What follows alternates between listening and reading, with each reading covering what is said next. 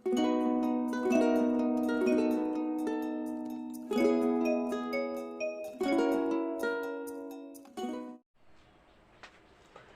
विद्यार्थियों, आपका अपने इस यूट्यूब चैनल में बहुत बहुत स्वागत और अभिनंदन करता हूं। आज हम लोग शुरू करने वाले हैं यूपी बोर्ड पाठ्यक्रम पर आधारित कक्षा 10 की गणित में दूसरा चैप्टर, जिसका नाम है बहुपद पॉलिनोमियल्स। तो आइए समझते हैं कि हम लोग बहुपद क्या है। उसके बाद हम लोग समझेंगे कि बहुपद कितने प्रकार के होते हैं और इनका उपयोग क्या है। और उसके बाद हर चैप्टर का यानी बहुपद से संबंधित जो भी एनसीईआरटी बुक में प्रश्नावलियाँ, उन सभी प्रश्नावलियों को हम लोग हल भी करेंगे। तो आइए समझते हैं कि बहुपद है क्या। बहुपद को समझने के लिए हमें सबसे पहले समझना होगा धन पूर्णांक। तो धन पूर्णांक क्या होते हैं? जीरो से जितनी बड़ी संख्याएं होती हैं, जीरो से जितनी बड़ी संख्याएं होती हैं, उन सभी संख्याओं को हम लोग धन पूर्णांक कहते हैं। अर्थात ये अनंत तक जा सकती है, यानी जीरो से बड़ी वह अनंत तक की संख्याएं सभी की सभी क्या कहलाती हैं? धन पूर्णांक कहलाती हैं। तो आइए जो है बहुपद को हम लोग थोड़ा परिभाषित करते हैं। तो विद्यार्थियों, जैसा कि हमने बहुपद के लिए को परिभाषित किया है, ऐसे सभी व्यंजक जिनमें प्रयुक्त प्रत्येक चर की जो चर की घात होगी, जो प्रत्येक चर की घात होगी धन पूर्णांक हो, बहुपद कहलाता है। आइए एक बार और देख लेते हैं। ऐसे सभी व्यंजक जिनमें प्रयुक्त प्रत्येक चर की घात, जो व्यंजक होंगे उनमें जितने भी चर प्रयुक्त होंगे, उन सभी चरों की घात बाबू धन पूर्णांक होना चाहिए। तो उन सभी की घात यदि धन पूर्णांक होती है तो आप उसे बहुपद कह सकते हो।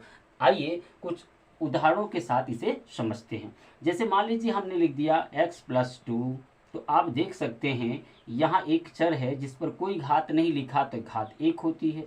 तो मतलब इसमें जो प्रयुक्त चर है उसकी घात 1 है, और 1 क्या है? एक धन पूर्णांक है। ऐसे ही मैं और लिखूं x² + 5x + 6 है, तो अब इसमें देखिए दो चर प्रयुक्त हुई है, एक चर यहाँ पर है, एक चर यहाँ पर है। इसकी घात कितनी है? 2। इसकी घात कितनी है? 1। और ये दोनों की घात कितनी का क्या है? एक धन पूर्णांक है। तो अतः यह भी एक हमारा क्या होगा? बहुपद होगा। और देखें तो x³ + 5x² + 6x + 30 ऐसे हमने कुछ लिख दिया। तो यहाँ पर एक चर है, एक चर यहाँ है, एक चर यहाँ है। तो इनमें तीनों जो चर प्रयुक्त हुए हैं, तीनों की घात देखें तो एक की घात है 3, इसकी घात है 2, इसकी घात है कुछ नहीं तो 1। तो इसका मतलब ये तीनों के तीनों जो घात हैं वो क्या हैं? ये धन पूर्णांक हैं, अर्थात यह भी हमारा एक बहुपद होगा। अब आपको समझ में आ गया होगा कि उन सभी व्यंजकों को आप बहुपद कह सकते हो जिनमें जो भी चर प्रयुक्त किए गए हों, उन सभी चरों की घात कैसी होनी चाहिए? धन पूर्णांक में से होनी चाहिए। अगर इन धन पूर्णांक में से प्रत्येक की घात धन पूर्णांक में से है, तभी आप उसे बहुपद कहोगे। यदि किसी भी एक की घात धन पूर्णांक नहीं है तो पूरा का पूरा व्यंजक बहुपद नहीं कहलाएगा। आइए कुछ और उदाहरणों से हम इसे समझते हैं और इसकी व्याख्या करते हैं। तो आप देख सकते हो बाबू कि हम यदि ये लिख दूं कि x² + 1/x², तो क्या बता सकते हो कि यह एक बहुपद है या बहुपद नहीं है? तो आप देख सकते हैं हम घात किसकी गणना करेंगे कि घात क्या धन पूर्णांक है? क्या दो चर हमारे हैं, एक चर यहाँ है, एक चर यहाँ है, क्या इन दोनों चरों की घात धन पूर्णांक है? यदि है तब तो यह बहुपद होगा, यदि नहीं तो यह बहुपद नहीं होगा। तो इसकी घात देख सकते हैं 2 है, और ये वाली जो घात देखेंगे, जैसे इस बटे को आप हटाएंगे तो इस पर -2 आ जाएगा, और दूसरा वाला चर की जो घात हो गई जो कि -2 है, जो कि धन पूर्णांक नहीं है। जबकि जैसे हम लोग परिभाषा में देखा है, कोई भी व्यंजक जिसमें प्रयुक्त प्रत्येक चर की घात क्या होनी चाहिए? धन पूर्णांक होनी चाहिए, तो उन्हीं को हम लोग केवल बहुपद कहेंगे। तो यहाँ पर जो आप देख रहे हैं, तो इसकी घात तो धन पूर्णांक है, लेकिन इसकी घात ऋण पूर्णांक हो जा रही है, इसलिए पूरा का पूरा जो व्यंजक होगा वह बहुपद नहीं होगा। आइए कुछ और उदाहरण हम लेकर के इसे समझते हैं। यदि बाबू मैं यहाँ कर दूँ x² और यहाँ लिख दूँ 5 और यहाँ लिख दूँ √x और यहाँ लिख दूँ 6, तो आप देखो, बताओ कि क्या यह एक बहुपद है। तो हम चेक करते हैं कि इनकी घातों को, कि क्या इनकी घात, प्रत्येक जो चर इसमें आया है उसकी घात क्या धन पूर्णांक है। एक चर यहाँ है, एक चर यहाँ है, तो इस चर की घात तो 2 हो गई, लेकिन इस चर की घात की बात करेंगे तो ये चर जो है अंडर रूट है। तो जैसे अंडर रूट हटाओगे तो एक नियम होता है कि यहाँ पर जो पावर होगा इसके ऊपर 1/2 आ जाएगा। मतलब यहाँ पावर जो होगा तो यहाँ पावर 2 है, जिस पे हो गया 1/2। तब इसकी घात क्या हो गई 1/2, जो कि पूर्णांक नहीं है। जो कि क्या है, पूर्णांक नहीं है। धनात्मक तो है लेकिन यह पूर्णांक नहीं है।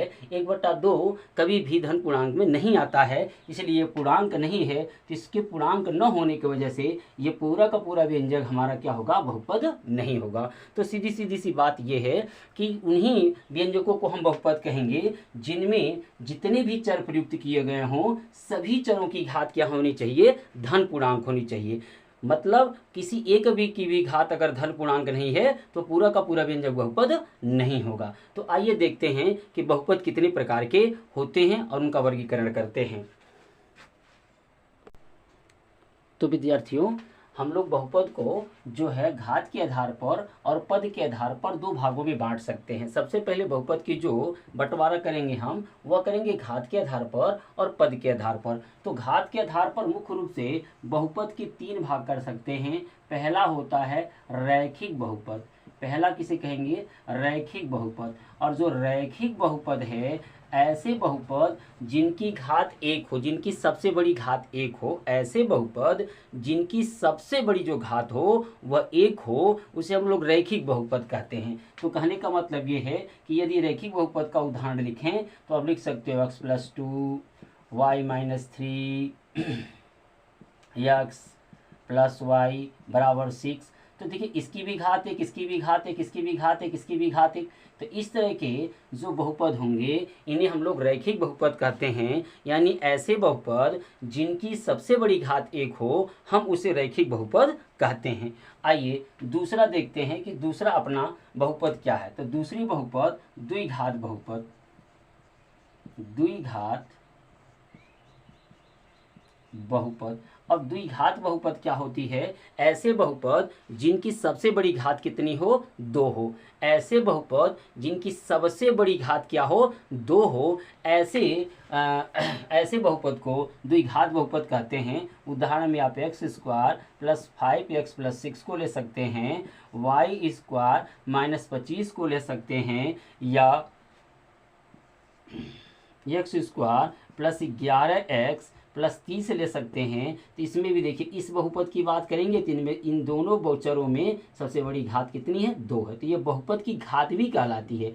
यानी वह घात जो बहुपद की सबसे बड़ी घात हो वह बहुपद की घात भी कहलाती है। तो सबसे बड़ी घात इसकी 2 है, अर्थात यह इसकी घात 2 है और यह द्विघात बहुपद भी है। इसमें देखिए, यहाँ चर है, इसकी सबसे बड़ी घात 2 है, यह द्विघात बहुपद है। यहाँ देखिए सबसे बड़ा घात 2 है, तो ये पूरा का पूरा द्विघात बहुपद है। तो ऐसे बहुपद जिनकी में सबसे बड़ी घात जो चर पे होगी 2 होगी, ऐसे बहुपद जिनमें सबसे बड़ी घात चर पर क्या होगी, 2 होगी, ऐसे बहुपद को हम लोग द्विघात बहुपद के नाम से जानते हैं। आइए तीसरा क्या है, मुख्य रूप से त्रिघात बहुपद की बात करेंगे। किसकी बात करेंगे, त्रिघात बहुपद की बात करेंगे। त्रिघात बहुपद। त्रिघात बहुपद तो ऐसे बहुपद जिनकी सबसे बड़ी जो घात होगी चर की वह 3 होगी। ऐसे बहुपद जिनकी सबसे बड़ी घात जो है 3 होगी, ऐसे बहुपद को हम लोग त्रिघात बहुपद कहेंगे। जैसे आप कह सकते हैं 3x³ + 5x² + 3x + 30, ऐसे कुछ लिख सकते हैं। तो यह देखिए, एक चर यहाँ, एक चर यहाँ, एक चर यहाँ है, तो तीनों चरों में से सबसे बड़ी घात किसकी, इसकी है, 3 है, तो इसलिए हमारा त्रिघात बहुपद होगा। ऐसे ही आप और कुछ भी लिख सकते हैं, जैसे y/3 - 3x² + 5x - 40। तो आप देख सकते हैं, सॉरी यहाँ पर दोनों जगह पर y होना चाहिए, हमने x² लिख दिया, y² और यहाँ y। तो आप देख सकते हैं कि यहाँ पर जो है सबसे बड़ी घात इसकी 3 है, तो यह क्या होगी, यह जो है एक त्रिघात बहुपद है। तो अब साथ ही में कुछ और चीज़ों को हम लोग समझते हैं। तो आइए विद्यार्थियों, जो है अब देखते हैं कि पद के आधार पर बहुपद कितने तरह के होते हैं। तो पद के आधार पर मतलब ये हुआ कि जैसे मैंने x लिख दिया तो यह भी एक बहुपद है और इसमें पदों की संख्या कितनी है, 1 है। और पद बनते कैसे हैं, पद हमेशा प्लस और माइनस से बनते हैं। यहाँ जरा देखिए मैंने x में 2 जोड़ दिया तो ये देखिए एक पद 2 पद, तो ये हो गया एक पदी बहुपद, एक पदी बहुपद, और ये हो गया द्विपदी बहुपद। अब ऐसे ही अगर मैं x square plus 5x plus 6 लिखता हूँ तो इसमें देखिए 1 2 3, ये हो गया त्रिपदी बहुपद। ऐसे ही मैं x पे cube plus 5x square plus 3x plus मैं 14 लिखता हूँ तो आप देखेंगे एक पद, दो पद, तीन पद, चार पद, चार पदी बहुपद। ऐसे ही आगे बढ़ जाएगा 5 पदी, 6 पदी, 7 पदी, यानी पद के आधार पर इस तरह बहुपद का हम लोग वर्गीकरण कर सकते हैं। अब आपसे एक प्रश्न है कि जरा क्या बता सकते हैं कि मैं लिख रहा हूं कि 5 क्या एक बहुपद है, 5 क्या एक बहुपद है।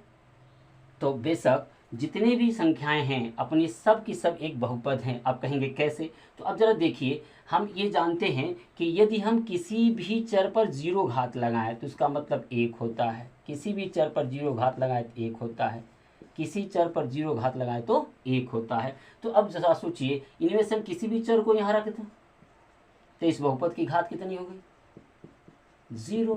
इस बहुपद की घात कितनी हो गई, 0। तो ये हुआ ना एक बहुपद। ऐसे ही आप 3 के पास z पर 0 लगा दो तो मतलब x पर 0 का मतलब 1, तो ये तो 5 ही है, लेकिन इसकी घात कितनी आ गई है, कितनी आ गई है, 0। यानी मैंने दिया था ना कि जो 0 जो धन पूर्णांक होंगे तो धन पूर्णांक में 0 भी गिना जाता है और ऋण पूर्णांक में भी 0 गिना जाता है। तो इसका मतलब ये हुआ कि ये जो घात है वो 0 हो गया, 0 हो गया। तो यह भी जितनी भी संख्याएं हैं उनके बगल में हम ऐसे चर पर 0 लिख करके बहुपद के रूप में बना सकते हैं। तो ये भी एक तरह के क्या होते हैं, बहुपद होते हैं। तो आज हमने क्या है कि बेसिक बात बहुपद की सीखी कि बहुपद होता क्या है, कितने प्रकार की होते हैं, बहुपद को हम पहचानेंगे कैसे। अब जो है अगले वीडियो में जो है हम लोग बहुपद से संबंधित जो क्वेश्चंस होंगे उनको हल करेंगे और उनसे संबंधित जो बेसिक बातें होंगी उनको सीखेंगे। तब तक के लिए मैं आपसे इजाज़त लूँगा, फिर अगले वीडियो में मिलते हैं। यदि आप मेरे वीडियो पर चैनल पर पहली बार आए हैं